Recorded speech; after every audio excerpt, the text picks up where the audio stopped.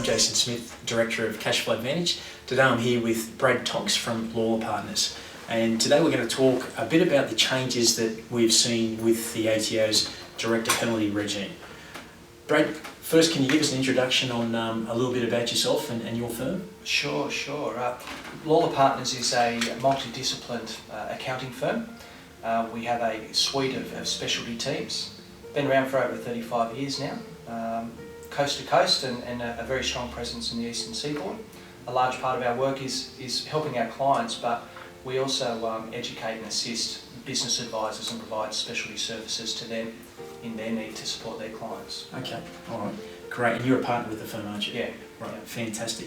Now, there's been a major overhaul with the DPN regime. Why has the ATO chosen to do this? Yeah, well, the underlying reason behind the changes that we've recently seen stems from the desire of the government to curb Phoenix activity. So, in simple terms, the process whereby directors have been seen to strip assets out of a company and leave it there with debts that can't be paid and creditors left wanting. And it was worked out by Treasury that was costing the taxpayer about $600 million. So there's a big drive there to change the laws and make directors more accountable for meeting their statutory obligations. Okay, now, small businesses is who we're interested in. How does this affect small businesses today, and what are the major changes that they've made since, I think it's 29th of June this year? Yep. Look, for small businesses, what it really means is that they need to understand the risks that they face in business and when they're holding the capacity of a director. And it's important to note that this is not just for appointed directors. This also potentially has scope to reach shadow directors.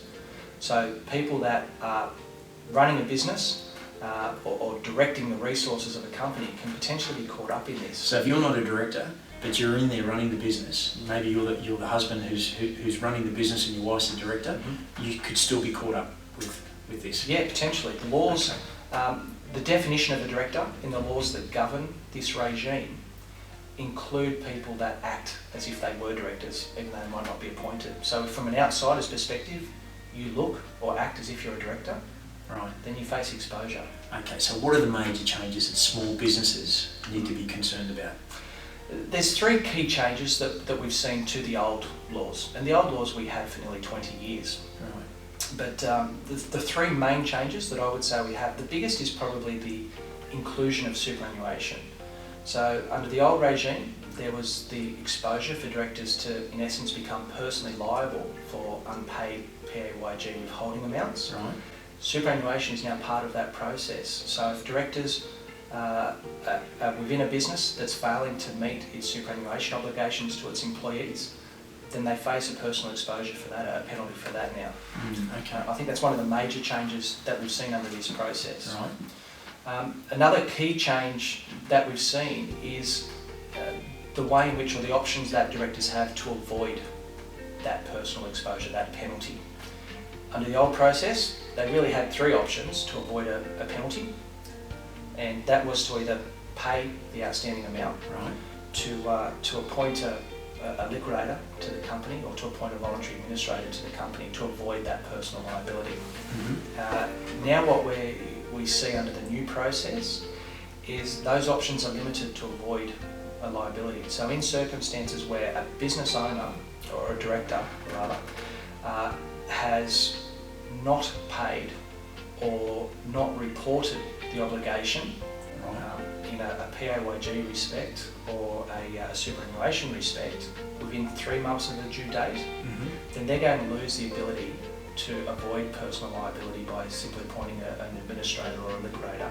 The only way that they'll be able to avoid a personal liability, if those amounts are unpaid and unreported 3 months after the due date, is to pay it. Really? And it's not that easy, unfortunately. Yeah, that's a big change, because there's such a thing as a proprietary limited company to protect you from being personally liable. Yep. So you don't report, you remove the option. If you don't report within 3 months, you've removed the option of putting that company into administration. You've lost your safety net that you previously had. Yeah.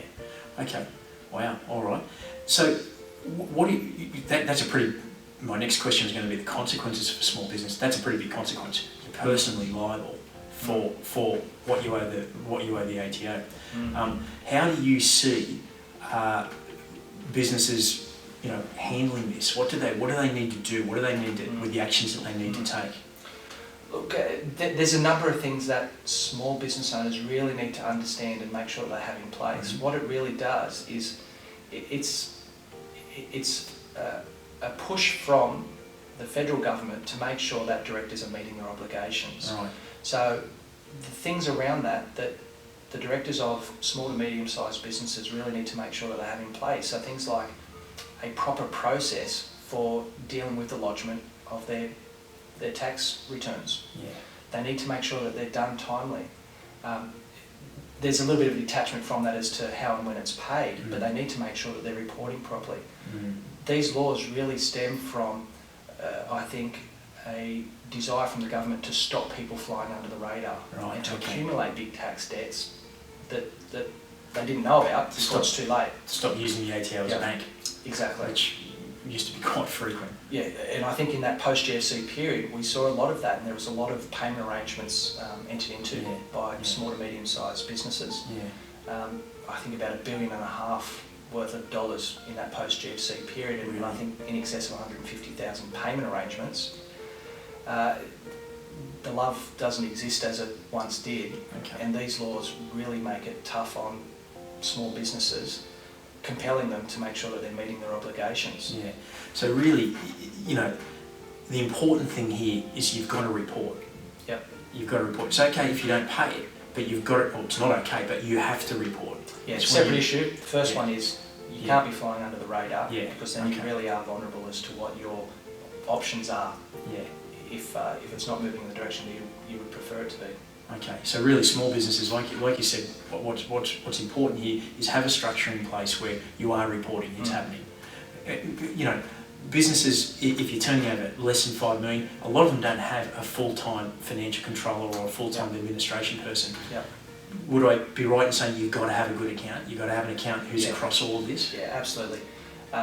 Definitely need to have a good accountant, and I think in this day and age and the tough environment that we find ourselves in, that it's no longer enough to go and see your accountant once a year to complete your tax returns. And what you really need to have is a strong relationship with your accountant or alternative business advisor to make sure that you are heading in the right direction and to help you make financial decisions. That's often a skill set that is limited in a small business. Right, yeah. So definitely have a good accountant. And the other part of that, or the extension from that, is if you don't have that skill set within the business to keep on top of your accounts on a more regular basis, then it probably lends itself to having a bookkeeper to help you with that. One mistake that I see small businesses make is they try and do a lot of the bookkeeping themselves. A couple of problems with that. Generally, they're not experienced or skilled in that area, so they're trying, but they make mistakes. Accountants will end up spending a lot more time fixing those mistakes than if it was done by which is going to cost them more. A bookkeeper, a professional. Yeah. So it costs them more, but the other part is they hate paperwork by and large, and so they avoid it at all costs, and things are done late and slowly, and it's not tackled in a timely fashion that you would expect if you had, say, bookkeeping on a regular basis. And that's where all the trouble starts, with this new regime. So, Brad, we've talked about the importance of having a good relationship with your accountant, and I've talked about that previously before myself. What else do small businesses need to have in terms of this? I think it's very, very important that small businesses have a good relationship with their financier. Okay. They need to know that they have extra resources available or a buffer in place if things get tight. Any business is going to find themselves in a tight cash flow environment at some point. That's the reality of the commercial environment that we work in, and sometimes it's very difficult to control that. But very, very important, I think, that people have access to finance when and if they need it, or as they need it. Right, okay, yeah, I agree with that completely. Brad, I think that's given us a really good overview of how things have changed and how directors can be held personally liable if they're not reporting. Tell us a little bit more about yourself. You're a partner at Lawler Partners. Whereabouts are you guys based? I'm based in our Sydney office, Okay. in the CBD. We've got offices from Melbourne up through Sydney, Newcastle, in Tamworth, up to Brisbane, Rockhampton, Right, okay. And very soon Perth. Right. So you're probably the first to know that outside Okay. of Lawler Partners. We're a multidiscipline practice, so a large part of what we do is providing a specialist skill set to businesses or business advisors. My line of work is in business recovery and insolvency. Okay. I'm a specialist in that area. I don't prepare people's tax returns. I don't get involved in preparing people's financial accounts. My business really is getting involved with other businesses or people that are going through a financial crisis. Okay. So you help with the restructure side of things. Yeah. Okay. And that's kept me busy for the last 15 years, and Right. I think it'll keep me busy for a much longer period than that. Good stuff. Well, Brad, thank you very much for joining us today, and hopefully we've answered a few of small businesses' questions out there.